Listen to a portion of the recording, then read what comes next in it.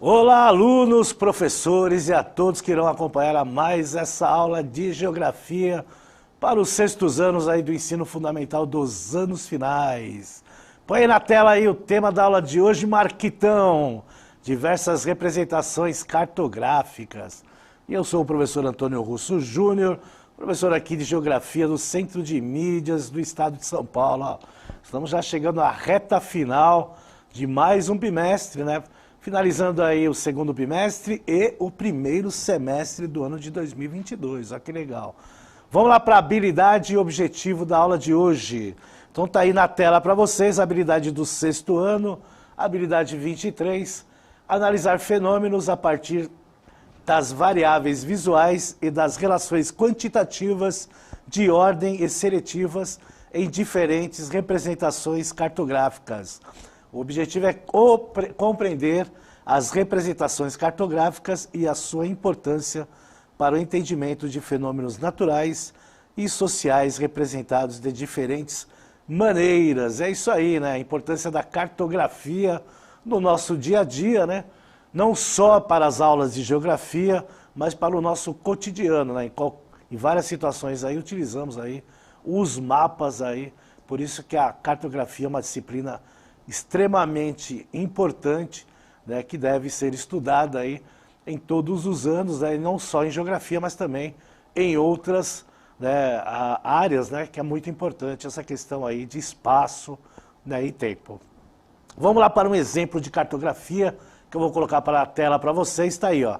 Então, por meio da cartografia, quaisquer levantamentos ambientais, socioeconômicos, educacionais, de saúde, etc., podem ser representados espacialmente, retratando a dimensão territorial, facilitando e tornando mais eficaz a sua compreensão. Então, um exemplo aí dos primeiros mapas, né, a ser desenhados aí, esse aí é feito aí por Mercator, né, no ano aí de 1587, né, um dos primeiros mapas aí representando aí o nosso mundo, né? Vejo que no lado oeste, né, nós temos o continente americano, né, isso na visão e na projeção de Mercator, né, e do lado leste nós temos aí o continente africano, asiático e o europeu, né, nessa fase aí ainda não tínhamos a Oceania, né, então a gente tem lá mais ao sul a região da Antártida, né, então nós temos aí um perfil, né, uma projeção, né, vamos dizer assim, não um perfil, mas uma projeção, né, do mapa mundi de Mercator, né, analisado aí de acordo, né, com, né, essa projeção. Então, Gerhard Mercator foi um dos primeiros projetistas aí a introduzir aí o planisfério para o estudo, né, da cartografia mundial, né, que nós fazemos até hoje, e é uma referência até hoje, essa projeção de Mercator aí, tá certo? Vamos lá, cartografia, vamos ver o que é a cartografia aí, ó. A palavra cartografia tem origem na língua portuguesa, tendo sido registrada pela primeira vez em 1839, numa correspondência indicando a ideia de um traçado de mapas e cartas. Hoje entendemos cartografia como a representação geométrica plana, simplificada e convencional de toda a superfície terrestre ou de parte desta, representada aí por meios de mapas, cartas ou plantas. Aí vai depender, logicamente, do espaço a ser estudado, né? Nós podemos estudar através de mapas, né? Podemos estudar aí através de cartas e plantas, né? Esses exemplos aí nós vamos passar para vocês aí no decorrer da aula, né? Dessa aula aqui. Vamos ver uma representação cartográfica? Tá aí, ó. Representação gráfica de uma superfície que obedece convenções e normas cartográficas pré-estabelecidas, geral ou parcial, em 2 ou 3 dimensões. Então nós temos aí terra, planeta, lua, céu, etc. Daí aí nós temos uma imagem do globo terrestre, né, que aí nós temos essa imagem, né, que desenvolve aí, né, no aspecto mais próximo da originalidade do nosso planeta, né? Então o formato, quando a gente estuda o globo, né, é um formato mais próximo do original do nosso planeta, né? Então ele é transpassado, né, para um plano, que aí nós chamamos aí de planisfério, né? Então quando o professor lá coloca lá perto, estende lá na lousa um mapa, né, é o planisfério porque ele está num plano, né? Então ele destaca o globo, né? Essa forma geóide que nós temos aí da Terra, né? Num transpassar aí para o plano, por isso que nós chamamos de planisfério, tá certo? E é interessante retratar que essas normas cartográficas, elas são de suma importância, né? São normas internacionais, através aí de convenções cartográficas elaboradas aí por diversos, né, geógrafos, né, e outros cientistas, né, para ter um padrão internacional, né? Então, quando a gente fala em escala, quando a gente fala em coordenadas geográficas, quando a gente fala do polo do eixo norte, lá, né, de identificando, né, aquela setinha apontando sempre para o norte, são todas convenções, são todos dados aí elaborados por convenções internacionais, né, para quando você estiver lá num outro país ou vice-versa, né, pessoas de outro país vierem para o Brasil e identificam os mapas através de uma convenção internacional, ou seja, na legenda, né, tem lá as suas cores, né, as suas características, porque o tema abordado no mapa, né, tem que ser válido como entendimento para qualquer pessoa, né? Então, o projetista de uma cartografia, né, um cartógrafo, por exemplo, ele vai, né, sinalizar, né, os temas abordados de acordo aí com convenções internacionais. Por isso a importância dessas convenções para padronizar, né, a feitura deste mapa, tá certo? Vamos lá para a próxima tela que a gente vai ver lá cartografia temática, né? Vamos começar vendo aí cartografia temática com esse mapa, que é um mapa aí, né, na verdade é uma imagem, né, uma imagem de várias, né, um conjunto de várias imagens, né, por isso foram várias imagens aí que foram colocadas aí, né, uma sobre a outra, né, para dar essa única imagem que a gente acaba estudando, né? Então ela tem como objetivo gerar a representação das informações geográficas referentes a um ou vários fenômenos físicos ou sociais de todo o planeta ou de parte dele. Como exemplo de mapas temáticos, podemos citar os geológicos, de vegetação, climáticos, entre outros, e até esse aí, né, mostrando a noite aí, né, em todo o planisfério aí, né? A gente sabe que quando, né, nós temos lá os fusos horários, né, então alguns períodos, né, alguns países ou continentes, né, tá de dia, em outros está à noite. Por isso que eu falei que essa imagem aí foi gerada aí por diversas imagens aí da NASA, né? E aí eles fizeram uma imagem única mostrando, né, em vários aspectos, né, a luminosidade, né, das cidades aí dos países e dos continentes nesta relação aí do mapa mundi, né? Então um planisfério de noite, né, mostrando aí os continentes, né, e as cidades mais iluminadas do planeta, tá certo? A gente vê lá no Brasil, vê em outras regiões a luminosidade que se tem nessas regiões aí, tá certo? Na próxima tela a gente vai ver os tipos de mapas temáticos. E aí eu vou colocar vários exemplos aí de mapas relacionados aí com os temas abordados. A começar aí com os mapas físicos. Então tá aí, ó.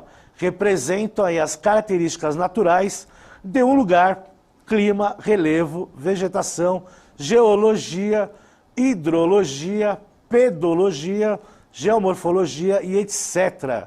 Né? Então os mapas físicos, quando você ouve falar de mapas físicos, aí você vai estar relacionado com essas representações. Aí eu trouxe aí dois exemplos para vocês verem. Pode colocar aí na tela, tá aí, ó. O primeiro, ele mostra aí duas características de mapas físicos. O clima no mundo, né? E aí nós temos a legenda na parte inferior à esquerda. E nós temos aí tipos de climas adaptados segundo a classificação de Köppen, né? Então, nós temos lá em vermelho, né, as regiões com clima equatorial, né, um laranja aí com clima tropical e assim outros tipos de climas, né, identificado pelas cores. E é importante retratar isso porque quando nós identificamos aí os mapas através de cores, né, não é obrigatoriamente, mas, né, por uma questão aí de convenção internacional, as cores vermelho, laranja, né, representam as cores mais quentes, né?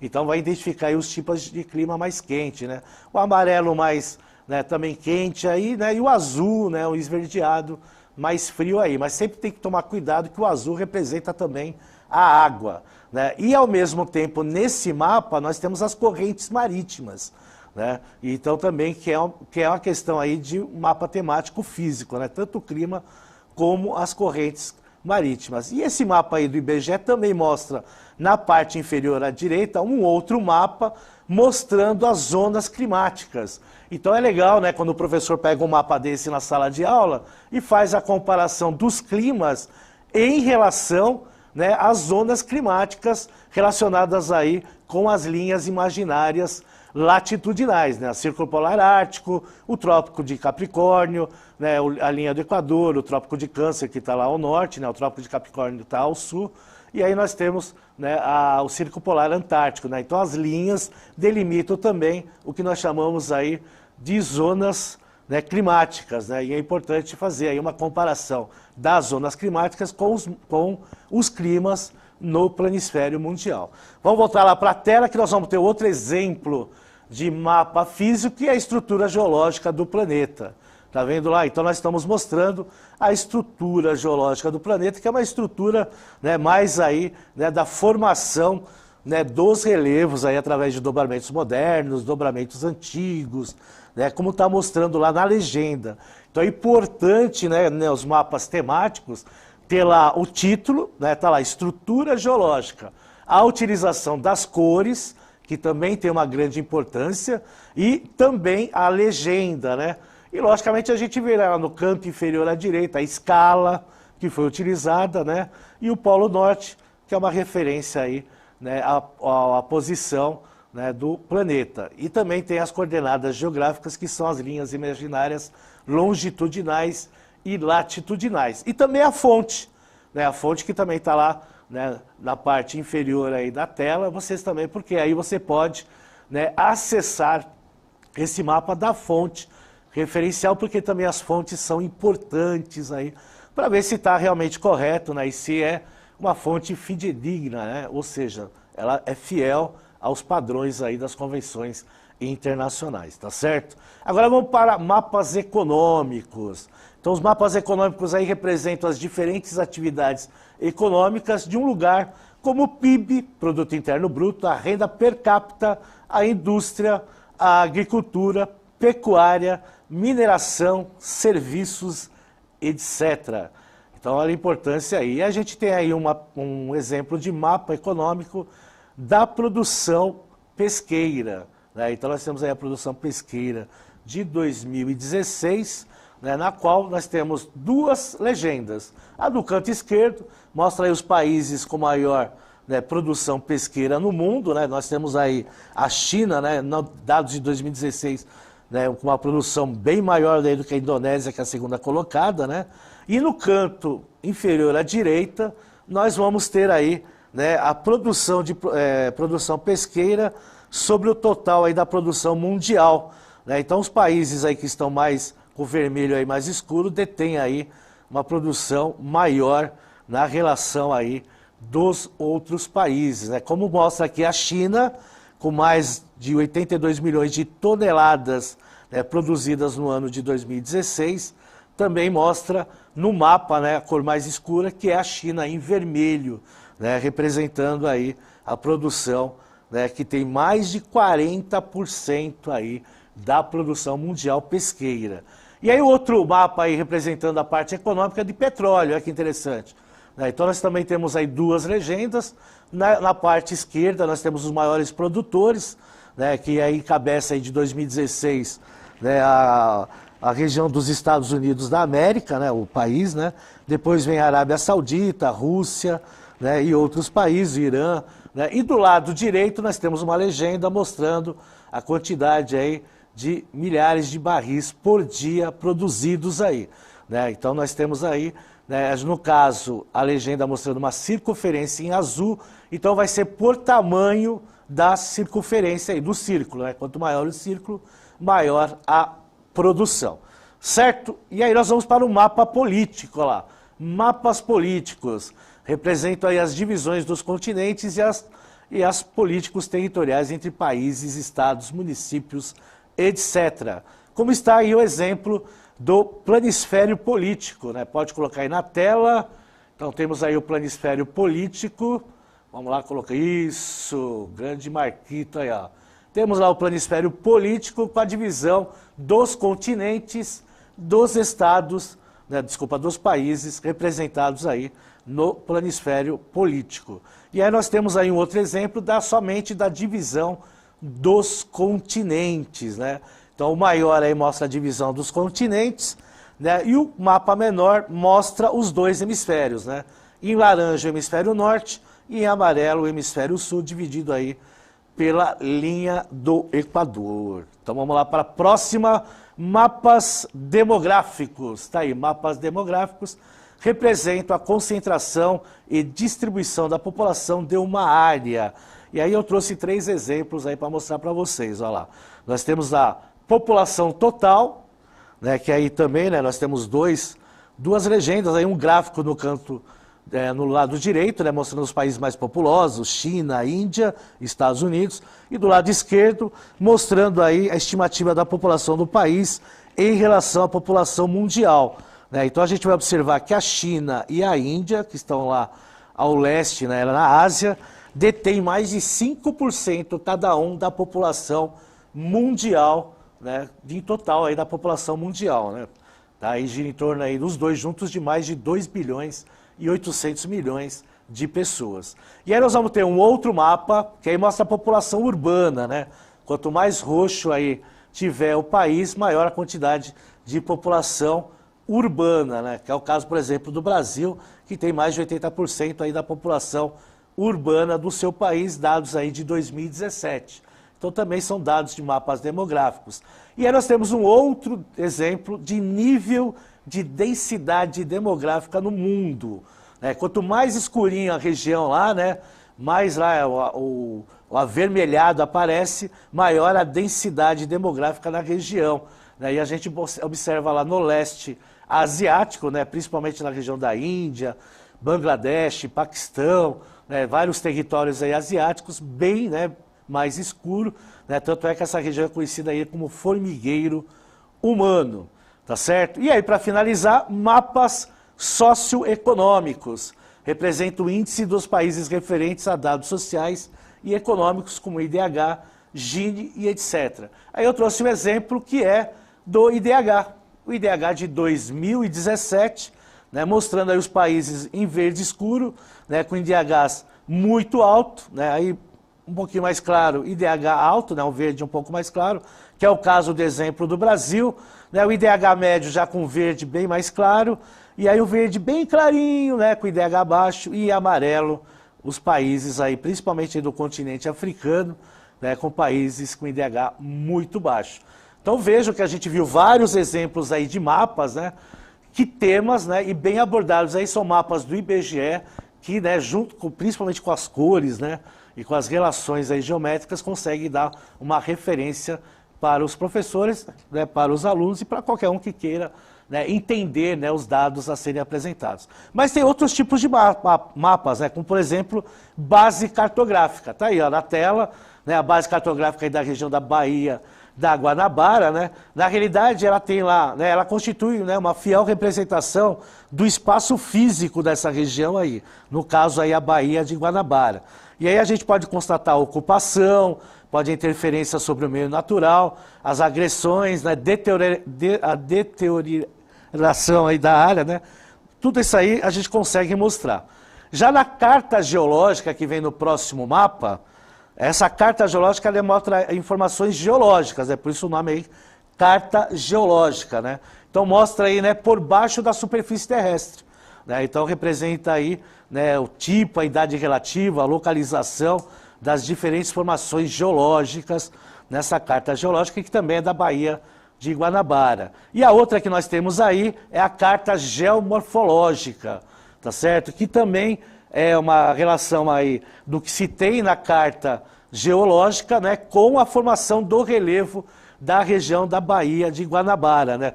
Todo o processo, né, e estrutura de transformação desse processo, por isso que fala geomorfológico. E para finalizar, a gente tem uma imagem de satélite da Baía de Guanabara, que aí uma imagem de satélite também não deixa de ser um mapa cartográfico. Certo, galerinha? Vamos ver orientações para o aluno para finalizar a aula. Né? Vocês podem responder essas duas perguntas, o que é cartografia temática, cite algumas aplicações da cartografia temática e 3 links para vocês estudarem mais sobre cartografia. Certo, galera? É isso aí. Vai rodar a vinhetinha, né, para quem continuarem na aula, vai participar da interação. Para quem não continuar, um forte abraço também e até mais.